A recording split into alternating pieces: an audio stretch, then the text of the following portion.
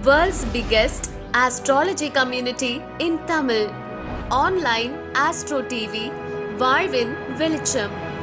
Online astro டிவியை கண்டு மகிழுங்கள். அடுத்ததாக நமது விழாவிற்கு சிறப்பு அழைப்பாளராக வருகை தந்து எப்போதும் தனக்கான ஒரு தனிப்பானையில் ஜோதிடத்தில் 6 பாவம் உங்களுடையது, 6 பாவம் மற்றவருடையது அப்படின்ற மாதிரி ஜோதிடத்தில் தனக்காக ஒரு பேலன்ஸ் தியரி அப்படின்ற ஒரு புதுமையான முறையை ஆய்வு செய்து பல ஆயிரக்கணக்கான மாணவர்களை உருவாக்கி கொண்டிருக்கக்கூடிய அன்பு நண்பர் உயர் திரு சரவணன் சோமசுந்தரம் ஐயா அவர்கள் தனது சிற்றுரையை ஆற்ற வருமாறு அன்புடன் அழைக்கின்றோம். ஓம் காலகால ஈஸ்வராய நமக. பிரபஞ்ச சக்திக்கு நன்றிகள். தர்மசாஸ்தா ஜோதிட நிலையத்துடைய சஷ்டி விழா 6 மாதம் தொடர்ந்து நடக்க போகுது.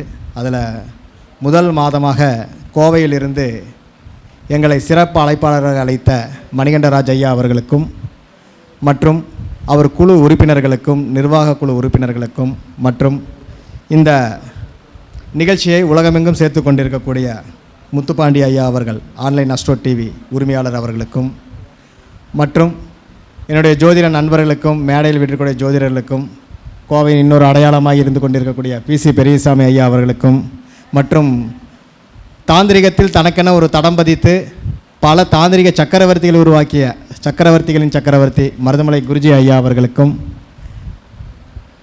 மற்றும் இதர நண்பர்கள் அனைவருக்கும் மனமார்ந்த நன்றிகளையும் வணக்கங்களையும் வாழ்த்துக்களையும் தெரிவித்துக்கொண்டு ஒரு சின்ன விஷயத்தோடு முடிச்சுக்கிறேன். ஜோதிடத்தில் காலையில் பார்த்துட்டு வந்துட்டு இருந்தோம். அந்த ஏதோ நம்ம திருமணம் சம்மந்தமான போட்டியெல்லாம் வச்சுட்டு இருந்தீங்க, பார்த்தேன், நல்லா இருந்தது. நிறைய பேர் நிறைய விதிகள் நிறைய சூப்பராக இருந்தது. அதை சார்ந்த ஒரு விஷயத்தை கொடுக்குறேன். உங்களுக்கு எப்படி வருதோ எடுத்துக்கங்க. நடுவில் கேட்பாங்க, இந்த நடுவில் இந்த கௌசிக் வந்தாங்கிற மாதிரி போட்டியில் எங்களையும் சேர்த்துக்கிறேன்னா சேர்த்துக்குங்க. ஆக்சுவலாக ஜோதிடத்தில் திருமணத்துக்கான ரூல்கள் நிறையா இருக்குது. ஒவ்வொருத்தர்கிட்ட ஒவ்வொரு மாதிரியான ரூல்கள் இருக்கும். நாடி முறையில் ஒரு ரூல் இருக்கும். ஒவ்வொருத்தரும் ஒவ்வொரு விதமாக ஆய்வு பண்ணுவாங்க. பட் திருமண பாவம் என்பது 3, 7, 11 கூடிய பாவங்கள் தான். முதல்ல தெளிவாக நம்ம புரிஞ்சுக்கணும். 3, 7, 11 கூடிய பாவங்கள் வேலை செய்யாமல் திருமணம் என்பது கிடையாது. அதை தாண்டி பண்ணவங்க அத்தனை பேர் காணாமல் போயிட்டாங்க. ஸோ திருமணம் அப்படிங்கிற விஷயங்களை பொறுத்த வரைக்கும் முதல்ல ரொம்ப சிம்பிளாக பார்க்குறது பார்த்திங்களேன், லக்னம் 7ஆம் இடம். 7ஆம் இடம் என்பது நம்மளுடைய ஸ்பவுஸு. அப்போ 7க்கு 7 என்ன லக்னம், அது நம்மளுடைய ஸ்பவுஸு. 2 தான், இந்த 2 இடத்துல திருமணமே இருக்குது.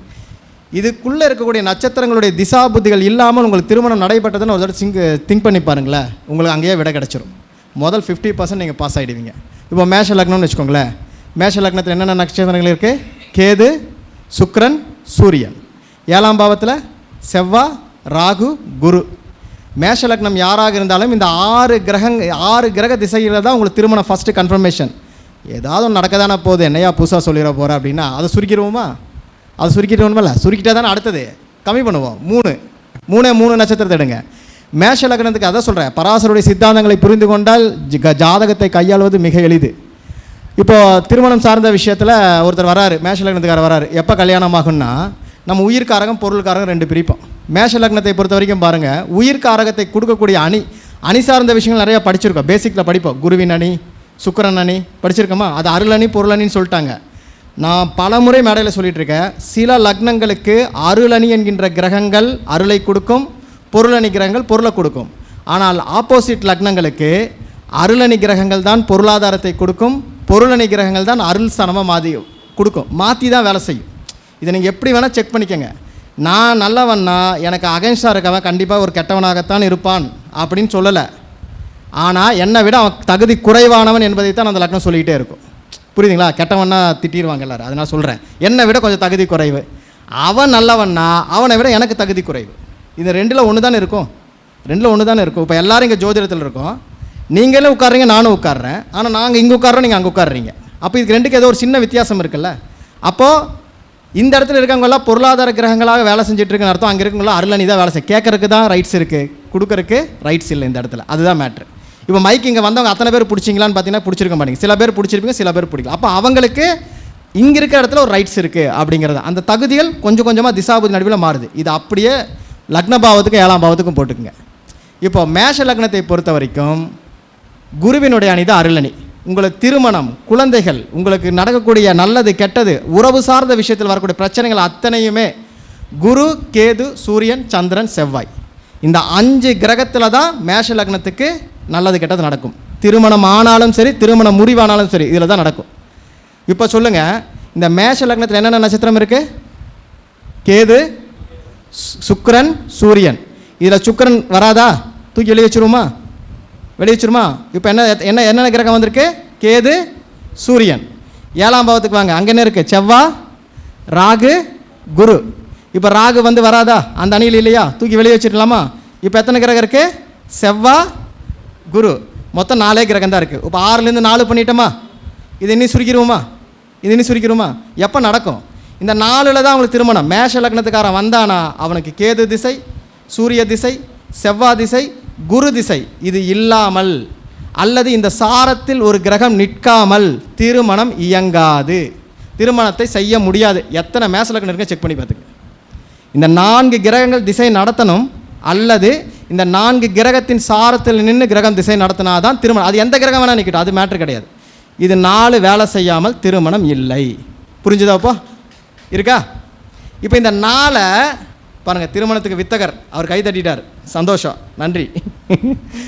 இந்த 4ல் இனி கொஞ்சம் சுருக்கிடுவோமா? சரி, ஒவ்வொரு பாவத்தினுடைய வெற்றி புள்ளி எங்கே இருக்கு? 10ஆம் பாவம். 10ஆம் பாவம்தான் உங்களுடைய அபிஜித். மேஷ லக்னத்துக்கு பொதுவாகவே காலபுருஷங்க என்ன சொல்லுவோம்? உத்திராடமும் திருவோணமும் அபிஜித்னு சொல்கிறோமா? ஏன் சொன்னால் கேதுவில் பிறந்தவனுக்கு உத்திராடத்தினுடைய 4ஆவதும் சந்திரனுடைய முதல் பாதமும் 22வது நட்சத்திரமாக கன்வர்ஷன் ஆகும். 22ங்கிறது என்னது? அபிஜித்து. அதுவே வைநாசிகம். அழிக்கிறது அவன் தான். கொடுத்தா அபிஜித்து, கெடுத்தா அழிவு. வச்சுக்கலாமா? இப்போ 7ஆம் பாவம் திருமண பாவம். 7க்கு 10ஆம் இடம் என்னது? 7க்கு 10ஆம் இடம் என்னது? கடகம். 7க்கு 10ஆம் பாவம். மேஷ லக்னத்துக்கு 7ஆம் இடத்துக்கு 10ஆம் பாவம் கடகம். கடகத்துக்கு அதிபதி யாரு? சந்திரன். எழுதிருங்க. சந்திரன் ஏன் சொன்னா? கொடுக்கக்கூடிய திருமணத்தை கொடுக்கக்கூடிய அணியில் இருக்காரு சந்திரன். அதில் என்னென்ன நட்சத்திரம் இருக்கு? புனர்பூசம், பூசம், ஆயில்யம். சனியும் புதனும் கிடையாது, தூக்கி வெளியே போட்டுருங்க. குரு நட்சத்திரம் இருக்கா? குரு எழுதிருங்க. சரி, இப்போ 7ஆம் பாவத்துக்கு பார்த்துட்டோம். அதே போல் லக்னபாவம் 4ஆம் லக்னபாவத்துக்கு கனெக்ட் ஆகணுமில்ல. நம்மளுக்கா திருமணம்? கூட ஒருத்தர் சேர்ந்தா தானே திருமணம். லக்னபாவத்துக்கு 10ஆம் பாவம் 10 தான். அதில் என்னென்ன நட்சத்திரம் இருக்குது? மகர வீடாக வருது. சனி கிடையாது, சூரியன் இருக்கார், சந்திரன் இருக்கார், செவ்வாய் இருக்கார். எழுதிருங்க.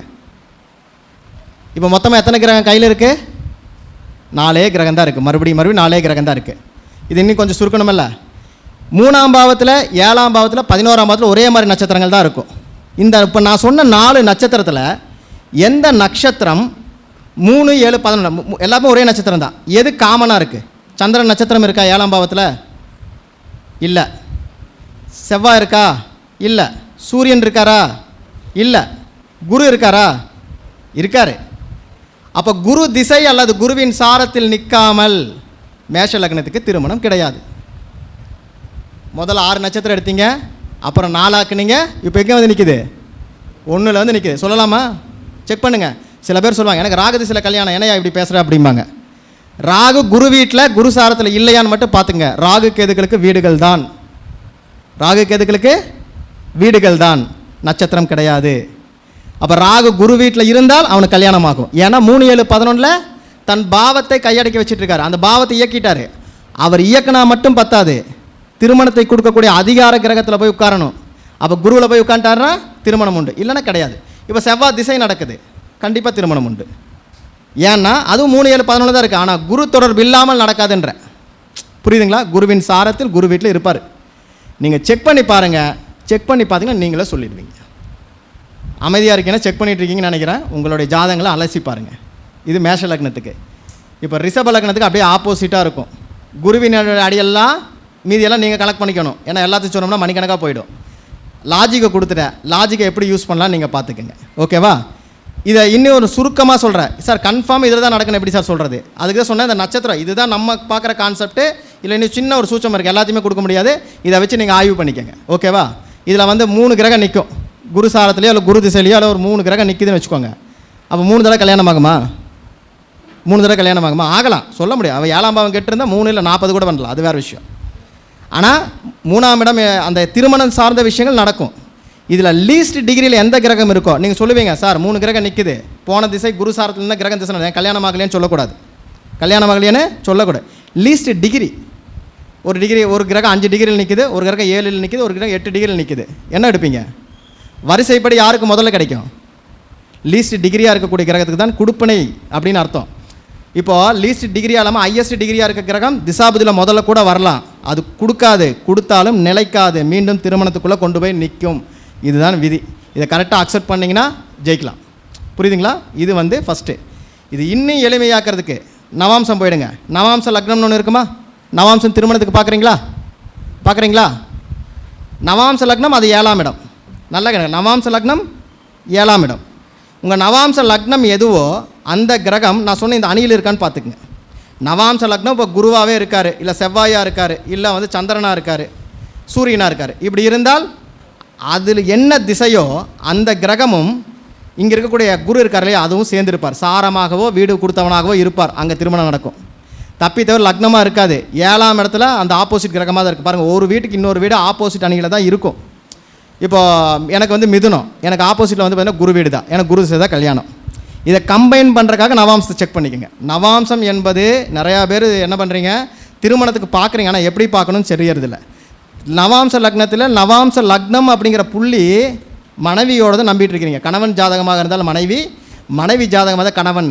உங்கள் லக்னா புள்ளியை 3ஆக பிரித்து 4 பாதமாக பிரித்து போடுறீங்க. அது எப்படி மனைவியோட லக்னமாக கன்வெர்ட் ஆகும் எனக்கு தெரியல. உங்கள் லக்னம் தானே, உங்கள் லக்னா புள்ளியை தானே பிரித்து நவாம்ச லக்னமாக போடுறீங்க, அது எப்படி மனைவியோட லக்னம்னு சொல்கிறீங்க? எனக்காவது யோசிச்சிருக்கோமா? யோசிக்கவே மாட்டோம். ஏன்னா கற்றுக் கொடுத்தே படிச்சுக்கிட்டே வர்றோம். சமூகத்தில் உங்களுக்கு கிடைக்கக்கூடிய அந்தஸ்து தான் லக்னா புள்ளி, அதை தான் அந்த நவாம்சம் சொல்லுது. எதிர்பால் இனத்தில் உங்களுக்கு கிடைக்கக்கூடிய மரியாதை, வெளி உலகத்தில் உங்களுக்கு கிடைக்கக்கூடிய மரியாதை, வெளி உலகத்தில் நீங்கள் யாராக பார்க்கப்படுவீர்கள் என்கின்ற விஷயத்தை சொல்வது தான் நவாம்ச லக்னம். புரியுதுங்களா? அதை விட்டுட்டு அது கணவனுடைய ஜாதகத்தில் மனைவியாகவோ மனைவியுடைய ஜாதகத்தில் கணவனாகவோ வரவே வராது. அப்படி பண்ணினீங்கன்னா தப்பு. ஏன்னா நிறைய இடத்துல நான் பார்த்த வரைக்கும் நவாம்ச லக்னம் என்பது முழுக்க ஆப்போசிட் பவுஸுடைய லக்னம்னு எடுத்துகிட்டு இருக்கீங்க. அது இருந்தால் உங்களுக்கு ஏன் நடக்குது? அவங்களுக்கெல்லாம் கல்யாணம் நடக்கணும். செக் பாருங்கள், அது மரணத்தை வரைக்கும் சொல்லும் சார், மரணத்தை வரைக்கும் சொல்லும். நவாம்ச லக்னம் நீங்களா? 7ஆம் அதிபதி யாருன்னு பாருங்கள். அது உயிர் வீடாக இருந்தால் அதோடைய ட்ரிபிள் செட் குரு கேது சந்திரன் தான் மரணம் நிகழும். உங்கள் திசா புத்தி அந்த இடத்தில் வராமல் அது நிகழாது. ஸோ அது வரைக்கும் அது சொன்ன பயந்துருவாங்க. நவாம்சத்தை ஏகப்பட்ட விஷயங்களுக்கு பார்க்கலாம். நம்ம திருமணத்துக்குள்ளே அடக்கிட்டு உட்காந்துருக்குறோம். சரிங்களா? இது ஒரு ரூலு. இது புரிஞ்சுதா? யாருக்கா டவுட் இருக்கா? சரி, இப்போ ஒவ்வொரு லக்னத்துக்கும் என்னென்ன கிரகங்கள் சொல்கிறோம் அதை மட்டும் நோட் பண்ணிக்கங்க. மேஷ லக்னத்தை பொறுத்த வரைக்கும் குருவினுடைய அணிதான் திருமணத்தை கொடுக்கும். ரிஷப லக்னத்தை பொறுத்த வரைக்கும் சுக்கிரனுடைய அணிதான் திருமணத்தை கொடுக்கும். அதே போல் மிதுன லக்னத்தை பொறுத்த வரைக்கும் புதனுடைய அணிதான் திருமணத்தை கொடுக்கும். கடக லக்னத்தை பொறுத்த வரைக்கும் மிதுன லக்னத்தை பொறுத்த வரைக்கும் குருவினுடைய அணி, கடக லக்னத்தை பொறுத்த வரைக்கும் குருவினுடைய அணி, சிம்ம லக்னத்தை பொறுத்த வரைக்கும் குருவினுடைய அணி, அதே போல் கன்னி லக்னத்தை பொறுத்த வரைக்கும் குருவினுடைய அணி. இதுக்கு அப்படியே நேர் ஆப்போசிட்டாக அடுத்த லக்னங்களை போட்டுக்குங்க. 6 பாவத்துக்கு நேர் ஆப்போசிட்டாக மாற்றி சொல்லியிருக்கேன், அதை மட்டும் எடுத்துக்கங்க. ஓகேவா? இதை புரிஞ்சுக்கிட்டிங்கன்னா ரொம்ப எளிமை. அப்போது ஒரு திருமண பாவத்தில் இது தெரியாமல் நம்மளுக்கு எனக்கு குரு பார்த்துட்ருக்காரு, குருவே பார்க்க வேணாங்கிற, அவர் திருமணம் நல்ல முறையில் நடத்தி கொடுக்குறாரா, பெற்றோர் சம்மதத்துடன் நடத்தி கொடுக்குறாரா, பெரியவனோட ஆசீர்வாதம் கிடைக்குமா என்பதை சொல்வது மட்டும்தான் குருவினுடைய வேலை. இல்லைன்னா கிடையாது, அவ்வளோதான். சரிங்களா? அதனால் குரு பார்த்தால் எனக்கு இங்கே கல்யாணத்துக்கு ரெடி ஆகிட்டேன் அப்படிங்கிறதால சும்மா. ஏன்னா என் ஃப்ரெண்டு ஒருத்தருக்கு ஏறக்குறைய 4 சுற்று 5 சுற்று முடிஞ்சு ஓடிட்டுருக்கு, இன்றைக்கி வரைக்கும் கல்யாணம் இல்லை. எத்தனை முறை 7ஆம் பாவத்தை பார்த்துருப்பார், எத்தனை முறை 7ஆம் அதிபதியை பார்த்துருப்பார், எத்தனை தடவை 7க்கு வந்துட்டு இருப்பார். ஏன் நடக்கலை? கரெக்டு தானுங்க சார்? ரூல்குள்ளே இல்லாத போது நம்மளால் ஒன்றுமே பண்ண முடியாது. அதனால தான் சில பேருக்கு பாருங்கள் சின்ன வயசில் வந்துடும். அவன் 17-18 வயசில் என்ன போய் கல்யாணம் பண்ணுறது அப்படின்னு விட்டுருவாங்க. பசங்களுக்கே இந்த மாதிரி வருது. அப்புறம் பார்த்தீங்கன்னா 40 வயசுக்கு அப்புறம் ஒரு கிரகம் வரும், அப்போ தான் நடக்குது. என்ன பண்ண சொல்கிறீங்க? அப்புறம் அவசரப்பட்டு கல்யாணம் பண்ணிட்டு பிரிஞ்சு போய் உட்காந்துருவாங்க. ஸோ ஜோதிடத்தில் இந்த விதிகளை மட்டும் கொண்டு வாங்க. ஆப்போசிட்டில் ஏன் உட்காந்து நமக்கு அதை பற்றி கவலையே படாதீங்க. ஏன்னா 6 கட்டங்களை நான் ஏன் எடுத்திருக்கேன்னா, இங்கே எதுவுமே புதுசாக கண்டுபிடிக்கப்படல. உத்ராயணம் தட்சிணாயணம் ஒரு கான்செப்ட் படிச்சிருக்கோம்ல, அதில் என்ன சொல்லியிருக்காங்க? தேவர்கள் காலம் மனுஷ காலம்னு சொல்கிறாங்க. தேவர்கள் காலமெல்லாம் என்ன சொல்லியிருக்காங்க? நல்ல விதிகளாக சொல்லுவாங்க. மனிதர்கள் காலமெல்லாம் கஷ்டமான காலங்களாக சொல்லுவாங்க. பார்த்துருக்கீங்களா? அதே தான் நாங்கள் கொடுத்துருக்கோம். உயிர் பொருள் பிரிச்சிட்டோம், அவ்வளோதான். இது எல்லாத்துக்கும் நாங்கள் பேர் மட்டும்தான் வச்சுருக்கோம். அந்த காலத்தில் முனுசாமி குப்புசாமி, இன்றைக்கி முனுஸ் குப்ஸ் அப்படின்ட்டு போயிடுவோம், அவ்வளோதான் வித்தியாசம். வேறு எதுவுமே இதில் மாற போகிறதில்ல. பழைய பராசரர் சித்தாந்தங்களை கையாளாமல் விட்டீங்கன்னா புதுசாக முறைகளை கற்றுக்கிட்டே இருக்கலாமே தவிர நீங்கள் புதுசாக ஒன்றைத்தையும் இங்கே பார்க்க முடியாது. கிரகங்கள் தன் நிலையிலிருந்து மாறுறதே கிடையாது, அது பாடு வேலை செஞ்சுட்டு தான் இருக்குது. ஏன் நடக்குது நீங்கள் பார்த்துங்க. 3, 7, 14 கிரகங்கள் இருந்தால் தாட்ஸை மட்டும்தான் கொடுக்கும். கல்யாணத்தை செஞ்சு வைக்குமாங்கிறதுக்கு ரூல் வரணும். 7ஆம் பாவம் லக்ன பாவம் இணையணும். உங்களுடைய ஒவ்வொரு பாவத்தினுடைய வெற்றியும் 10ஆம் பாவத்தில் தான் இருக்குது. அது உயிர் வீடாக இருந்தாலும் சரி, பொருள் வீடாக இருந்தாலும் சரி, எது கிடைக்குதுன்னு பாருங்கள். அதுக்கு ஒவ்வொரு பாவத்துக்கும் 10ஆம் பாவம் தான் அபிஜித் வெற்றின்னு சொல்கிறோம். அது இல்லாமல் நடக்காது. புரியுதுங்களா? இப்போ இதெல்லாம் படிச்சுட்டு இது எப்போ பிரிவின் வரைக்கும் சொல்ல முடியும்? அதெல்லாம் சொன்னீங்கன்னா கல்யாணத்தப்பவே பிரிவினை எழுதி கொடுக்குற இடம் அப்படின்னு கேட்பாங்க. அதனால் அதோட நிறுத்திக்குவோம். சரியா? இன்னொரு சின்ன விஷயத்தோடு முடிச்சிடறேன், நிறைய பேர் பேச வேண்டியது இருக்குது. சொல்லிட்டேனே, 6 கட்டம் கொடுத்துட்டேன் பாருங்கள். துலாத்துக்கு மட்டும் சொல்லவா? சரி, ஓகே, நோட் பண்ணிக்க. துலா லக்னத்துக்கு 7ஆம் பாவம் யார்? செவ்வாய். ஓகேவா? துலாத்துக்கு உயிர் காரகத்தை கொடுக்கக்கூடிய கிரகங்கள் எதுன்னா சுக்கிரனுடைய அணி. அப்போ சுக்கிரன், சனி, ராகு, புதன் அணி சார்ந்த விஷயங்கள் தான். நீங்கள் பேசிக்கில் படிச்சிங்கனாலும் அது அணி வந்துடும், நோட் பண்ணிக்க. சுக்கிரன், சனி, ராகு, புதன் இந்த கிரகங்கள் இல்லாமல் திசை இந்த கிரக திசைகள் இல்லாமலோ அல்லது இந்த கிரகத்தின் சாரத்தில் கிரகம் இல்லாமலோ திருமணம் ஆகாது. முதல்ல செக் பண்ணிக்கோங்க. இப்போது அந்த துலாத்தில் என்னென்ன நட்சத்திரம் இருக்குது? செவ்வாய், ராகு, குரு. இப்போ செவ்வாய் விட்டுடலாம், குரு விட்டுடலாம். ராகு சுக்கிரன் வீடாக இருக்கா? எழுதிங்க. ராகுவும் சுக்கிரனும் ஆப்போசிட் போங்க. சூரியன், சந்திரன், செவ்வாய் எல்லாம் இருப்பார், அதை எடுக்க வேண்டாம். சுக்கிரன் ஆல்ரெடி எழுதிட்டீங்க. இந்த 2 நட்சத்திரம் தான். ராகு திசை, சுக்கிர திசை. ராகு சாரத்தில் சுக்கிரன் சாரத்தில் கிரகம் இல்லாமல் திருமணம் நடந்திருக்கான்னு செக் பண்ணி பார்த்துக்குங்க. பார்த்தீங்கன்னா உங்களுக்கு தெரியும். இதை கம்பைன் பண்ணுறதுக்கு தான் நவாம்சத்துக்குள்ளே போங்க. அதில் லக்னபாவம் 7ஆம் பாவத்தினுடைய ட்ரிபிள் செட்டுன்னு சொல்லுவோம். இப்போ குரு வீடாக வந்தால் குரு, கேது, சந்திரன். சூரியனாக வந்தால் சூரியன், ராகு, புதன். இதில் தான் உங்கள் திருமணமே இருக்குது. நவாம்ச லக்னம் திருமணத்தை சொல்லாதுன்னு நான் சொல்லவே கிடையாது. அது எதுன்னு நீங்கள் தெரியணுமில்ல. இப்போ இந்த உயிர் வீடு தெரியாமல் நீங்கள் அங்கே போய் எதை செக் பண்ணுங்க? லக்ன பாவத்தை பார்ப்பீங்களா, 7ஆம் பாவத்தை பார்ப்பீங்களா? அங்கே போய் பார்க்கணுமில்ல. அப்போ அதனுடைய விஷயங்கள் எடுக்கும்போது ஈஸியாக திசா புத்தி அந்தரம் வரைக்கும் பிரிச்சிடலாம். இது இன்றைக்கி போடுறதுக்கு டைம் தர மாட்டாங்க, டைம் கொடுத்தாலும் ஃபீஸ் கொடுக்க மாட்டாங்க. அதனாலே இந்த திசா புத்தியில் நடக்கும் போங்கன்னு சொல்லி அனுப்பிச்சிடுறாங்க. அவ்வளோதான் வித்தியாசம். கரெக்டாக பொறுமையாக பெரிய பெரிய ஆளுகளை எடுத்து கொடுக்குறாங்கல்ல, கரெக்டாக போட்டு கொடுத்ததெல்லாம் உண்டு. ஸோ இந்த மாதிரி இந்த ஆப்ஷனை செட் பண்ணுங்கள். இது இல்லாமல் வந்தீங்கன்னா என்ன பண்ணாலும் கல்யாணம் நடக்காது. தட்டி கழியுது. 1 லட்ச ரூபா சம்பளம் வாங்குற, 2 லட்ச ரூபா சம்பளம் வாங்கினா என்ன பண்ண முடியும்? இதுக்கு பரிகாரங்கள் பண்ணுறீங்கன்னு வச்சுக்கோங்களேன், கொண்டு வந்து வேணால் காட்டும். கல்யாணம் பண்ணுறதுக்கு ஒரே வார்த்தை, பொண்ணு ஓகேனா நீ கல்யாணம் பண்ணிட்டு போயிடுப்பா அப்படின்னு சொல்லி பழகணும். பொண்ணுக்கு இருந்தால் பையன் ஓகேனா கல்யாணம் பண்ணிட்டு போ. ஆனால் கேட்பாங்களான்னா கேட்க மாட்டாங்க, ஏன்னா கிரகங்கள் விடாது. யாராவது ஒருத்தருக்கு திருமணம் வரும்போது ஒருத்தர் சொல்கிறது கேட்கணும்னா அதை தான் நாங்கள் சொல்லிவிடுவோம். பொண்ணு வந்து தயவு செஞ்சு பொண்ணுக்கு எதிர்பார்ப்பு வச்சுக்காதீங்க, கிடைச்சதை கல்யாணம் பண்ணிட்டு போங்க. இதுதான் உங்கள் கொடுப்பனை. நீங்கள் முடிவெடுக்கிற இடத்துல இல்லை. யார் முடிவெடுக்கிறாங்களோ அதை நீங்கள் அக்செப்ட் பண்ணிட்டு போயிடுங்க. இப்போ கொடுத்ததில் கிளாஸ் மெட்டீரியல், சாதாரண மெட்டீரியலாக நினச்சிடாதீங்க. ஏன்னா நம்ம மேடை ஏறினா ஏதோ ஒன்று கொடுப்போம். அதுவும் மணிகண்டராஜ் ஐயாவில் ரொம்ப பார்த்து நடத்திக்கிட்டு இருக்காரு. அப்போ நம்ம ஏதோ ஒரு விஷயத்தை கொடுத்தா தான் உங்களுக்கு புரியும். அதுக்காக எழுதுகிறேன். இது சாதாரணமாக விட்டிங்கன்னா சாதாரணம், என்றைக்கே அவனை தேடிட்டு வருவீங்களா, அது இதுக்குள்ளே இருக்கும். ஏன்னா பொக்கிஷங்கள் இலவசமாக கிடைக்காது. அதை தாண்டி கொடுக்குறோம்னா 10 பேர் மதித்து வரும்போது அவங்களுக்கான டயத்துக்கான வேல்யூ நம்ம கொடுக்குறோம். நாளைக்கு எங்கேயாவது நாங்கள் மேடையை தேடி போனால் எங்களுக்கு அப்போ தான் கிடைக்கும். அதனால் நாங்கள் விதைக்கிறோம். இதை நீங்கள் விதைச்சிக்கோங்க. இதை நீங்கள் அக்செப்ட் பண்ணுறது பண்ணாததும் அவரவர்களுடைய விருப்பம். சரியா? ஃபைனலாக ஒன்று சொல்லிக்கிறேன். அப்புறம் இந்த ஜோதிடத்தில் நிறைய பிரச்சனைகள் ஓடிக்கொண்டே இருக்கிறது எங்கே பார்த்தாலும். அதெல்லாம் கொஞ்சம் மக்கள் மாற்றிக்கணும். ஆக்சுவலாக வந்து இந்த ஏன் சொல்கிறேன்னா, ஜோதிடம் வந்து ஒரு விழா நடத்துறதுங்கிறது ரொம்ப கடினம். ரொம்ப கடினம். கூப்பிட்டு வச்சு அங்கே போகாதீங்க, இங்கே போகாதீங்க, இந்த விஷயத்த பண்ணாதீங்க, அந்த விஷயத்த நிறையா ஓடிட்டுருக்கு. தயவு செஞ்சு சொல்கிறேன், நம்மளை பற்றி சிந்திங்க. நீங்கள் ஒரு வேலை பார்க்குறீங்களா, உங்களை பற்றி சிந்திங்க. உங்களுக்கு போகணும்னு தோணுதா, எவன் சொன்னாலும் கேட்காதீங்க, அங்கே போய் உட்காந்துருங்க. உங்கள் முடிவை நீங்கள் எடுங்க. எப்படி? உங்கள் முடிவை நீங்கள் எடுங்க. உங்கள் முடிவே நீங்கள் எடுக்காமல் அடுத்தவனோட அட்வைஸ் வாங்குறீங்கன்னா நீங்கள் எப்படி அடுத்தவனுக்கு போய் அட்வைஸ் பண்ணுவீங்க? ஜோதிடர்கள் வழிகாட்டி முதல்ல நம்ம தெளிவாய்க்கணும். அதே போல் நம்மளுக்கு பிடிக்கலன்னு வச்சுக்கோங்களேன், அவன் எவ்வளோ பெரிய ஆளாக இருந்தாலும் சரி, வரமாட்டேன்னு உட்காந்துருங்க. அதுதான் உங்களை காப்பாற்றும். அவங்க சொன்னாங்க, நாளைக்கு அவங்க என்ன தப்பாக நினச்சிக்குவாங்கன்னா, நீங்கள் தப்பாக நினைக்கிற ஆளும் முதலாளாக வந்து உட்காந்துருப்பார். பார்த்துங்க, நிறையா மேடையில் நான் பார்த்துருக்கேன். நம்மளை போக வேணும்னு சொல்லிட்டு அங்கே வந்து உட்காந்துருப்பாங்க. அப்போ அங்கே என்ன சொல்லுவாங்க, இவன் மட்டும் இப்படி, அது என்னுடைய பழக்க வழக்கத்துக்காக போனேன், என் நட்புக்காக போனேன். அப்போ நாங்கள் மட்டும் எதிரியா, உனக்காக பகைச்சிட்டு நிற்கிறோமேன்னு பார்க்கணும். பொதுவாக சொல்கிறேன், யாராக இருந்தாலும் உங்களுடைய மனம் சார்ந்த விஷயத்துக்கு ஒத்து வரலையா பேசிடுங்க, ஒத்து வரல செட் ஆகலையா ஒடுங்கிடுங்க. இல்லை எனக்கு பிடிச்சிருக்கு நான் போகிறேன்னா போங்க, யார் உங்களை கேட்க போகிறா? என்கிட்ட வந்து சொல்லவே மாட்டாங்க, சொன்னாங்கன்னா கடிச்சு விட்ருவேன். நான் பண்ணுறேன், நீ சொல்கிற, நான் கேட்குறேன், நான் போகலை, எல்லாம் சந்தோஷம். நாளைக்கு நீ போகக்கூடாதுன்னா போகக்கூடாது, போனேன்னு நான் கேட்பேன், 10 பேர் முன்னாடி கேட்பேன். அதுக்கு நீ சரியாக இருந்தால் என்ன இன்ஃப்ளூயன்ஸ் பண்ணலாம். கரெக்டாக? இது ஏன் சொல்கிறேன்னா, ஜோதிடர்கள் மட்டும் இல்லை, ஜோதிடம் மட்டும் இல்லை, எந்த விஷயமாக இருந்தாலும் உங்கள் மனசுக்கு தோன்றதை செய்யுங்க. ஏன் சொல்கிறேன்னா, விழாக்கள் நடத்துவது ரொம்ப ரொம்ப கடினம். கெடுத்து விட்றக்கு ஒரு கூட்டம் எங்கேயும் எல்லா இடத்துலையும் இருக்கும், எல்லா இடத்துலையும் இருக்கும். 12 பாவம் ஜோதிடர்களுக்கும் வேலை செய்யும். ஒரு விழா நடத்துங்கன்னா 12 பாவங்களும் இங்கே இருக்கும். அப்போ 12 பாவங்கள் என்ன மாதிரி ஒரு விஷயத்தை பண்ணுன்னா, 6ஆம் பாவம் 6 பண்ணும், 12ஆம் பாவம் 12 பண்ணு, 8ஆம் பாவம் 8 பண்ணும். அப்போ அதெல்லாம் சமாளிச்சுட்டு வரணும். 100க்கு 100 பேரையும் நம்ம திருப்திப்படுத்த முடியாது. முடிஞ்ச வரைக்கும் திருப்தியான ஆட்களை நம்மளுடன் வச்சுக்கொள்வோம்னு சொல்லிட்டு வாய்ப்பு கொடுத்த அத்தனை நல்ல உள்ளங்களுக்கு நன்றி பாராட்டி விடைபெறுகிறேன். நன்றி, வணக்கம். வாழ்க வளமுடன், வாழ்க வளமுடன், வாழ்க வளமுடன். மிகவும் சிறப்பு, அற்புதமான பலன்களை வந்து ஐயா அள்ளி அள்ளி கொடுத்துருக்காருன்னு தான் சொல்லணும். பேலன்ஸ் தியரியில் இன்னும் நீங்கள் நிறைய ஆய்வுகள் பண்ணலாம், நிறைய ஆய்வுகள் பண்ணியிருக்கோம். ஸோ அவருடைய ஆராய்ச்சி மேலும் தொடரணும், நிறைய பேர் இதில் பயன்பெறணும்னு சொல்லி கேட்டுக்கிறோம். ஐயா ஒரு விஷயத்தை சொன்னது வந்து 100% உண்மை தான். ஓகேவா? எங்கே போனாலும் நான் தான் முதன்மை அப்படின்ற விஷயங்கள்லாம் இங்கே எதுவுமே கிடையாது.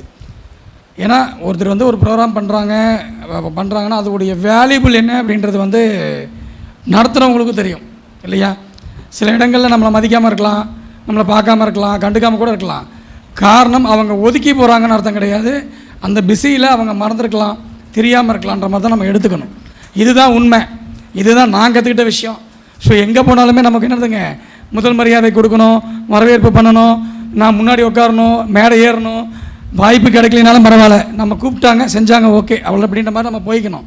இது வந்து யதார்த்தமாக நம்ம புரிஞ்சுக்கிட்டோம்னாவே நம்ம வந்து ஜெயிச்சிடலாம். நமக்கான இடம் கண்டிப்பாக பிரபஞ்சம் கொடுக்கும், அதை புரிஞ்சுக்குங்க. ஒருத்தர் கொடுக்கறதுனால தான் நம்ம பெரிய ஆள் ஆகிறோம்னு நீங்கள் நினச்சிங்கன்னா கடைசி வரைக்கும் நீங்கள் பெரிய ஆளாகவே முடியாது. ஓகேங்களா? பிரபஞ்சம் நிச்சயமாக உங்களுடைய அறிவுக்கும் உங்களுடைய திறமைக்கும் உண்டானவே கொடுத்தே தீரும், அது மாற்றுக்கிறதே கிடையாது. ஓகேங்களா? அதுக்கான காலமும் நேரமும் வரும் வரைக்கும் நீங்கள் கொஞ்சம் பொறுத்திருக்கணும், அவ்வளோதான். பொறுத்திருந்தீங்கன்னா எல்லாமே கிடைக்கும் அப்படிங்கிறது தான் என்னுடைய இத்தனை ஆண்டு காலத்தினுடைய நான் கற்றுக்கிட்ட விஷயம். ஐயாவுக்கு ரொம்ப மிகப்பெரிய ஒரு நன்றி. எதாவது சொல்ல வரீங்களா? அதாவது நிறைய பேர் சொல்லுவாங்க வளர்த்தி விட்டேன்னு. நல்லா கேட்டுங்க, யாரும் வளர்த்தி விட முடியாது, வழிகாட்ட முடியும். இப்போ மருதமலை குருஜியை காட்டுறால, அது வழிகாட்டுறது. அவர் ஆரம்பித்து வைக்கிறது எல்லாமே நல்லா வந்திருக்குன்னு நம்ம பொதுவாகவே எல்லாருக்குமே தெரியும். எல்லா இடத்துலையும் பிள்ளையார் சொல்லி போட்டு ஆரம்பிக்கிறார். அவர் காட்டுறது வழிகாட்டுறது, எப்படி போகணும், என்ன பண்ணணுங்கிறது தான் அவர் காட்டுற வழி. வழி காட்டுறது வேற, நம்ம வழி நடத்தி மேலே கொண்டு வரணும்னா உங்கள் ஜாதகங்கள் வேலை செய்யாமல் கொண்டு வராது. உதாரணத்துக்கு சொல்கிறேன், என்னுடைய மாணவர்கள் அடிக்கடி சொல்லுவாங்க, ஐயா நீங்கள் வழிகாட்டினதால தான் மேலே வந்தேன், வழி நடத்தினா தான் மேலே வந்தேன்பாங்க. நான் இல்லை, அதுவும் டைமு. ஏன்னா நிறைய மாணவர்கள் படிச்சுட்டு போனாங்க, எல்லாருமே சம்பாதிக்கிறாங்களான்னு இல்லை. அப்போ இந்த கிரெடிட் எடுத்துக்க தெரிஞ்ச எனக்கு அந்த கிரெடிட் நான் எடுக்கணும். அவன் சம்பாதிக்கலங்க நான் தானே பொறுப்பு. அப்போ எத்தனை மைனஸ் பார்க்குறது? ஸோ வந்ததுக்கு நீ தான் காரணம், வரப்போகிறதுக்கு நீ தான் காரணம். அது வந்து உன்னுடைய திசா புத்திகள் தான். அதனால தான் சொல்கிறேன், வழி காட்டுறவங்கள நம்புங்க, வளர்த்தி விட்றேன் நான் இல்லைன்னா நீ இல்லைன்னு சொல்ல நம்பாதீங்க. உங்கள் டைம் வந்தால் நீங்கள் மேலே தான். ஏன்னா இந்த இடத்துக்கு வரக்கு அவ்வளோ கஷ்டப்பட்டுருக்கோம். அதனால் சொல்கிறேன். நன்றி. நன்றி. மிகவும் சிறப்புங்க ஐயா. ஐயாவுக்கான காணொளி உங்கள் முன்.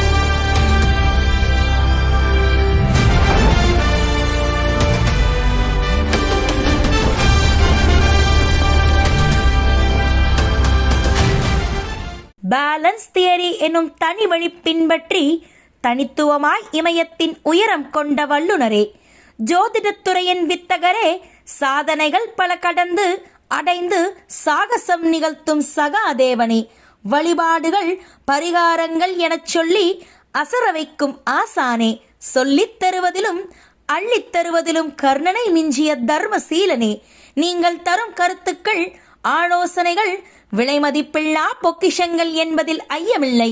உங்களை நாடியும் தேடியும் வருபவர்கள் நன்மை மட்டுமே அடைகிறார்கள் என்றால் ஒருபோதும் மிகையில்லை. சரவணம் இருக்க பயமேன் என்பதைப் போல் உங்களின் வழிகாட்டலில் வளம் பெற்றது பலரின் வாழ்வு நிலை. உயர் திரு சரவணன் சோமசுந்தரம் ஐயா அவர்களை சிறப்பு விருந்தினராக வரவேற்பதில் பெருமிதம் கொள்கிறது தர்மசாஸ்தா ஜோதிட வித்யாலயா.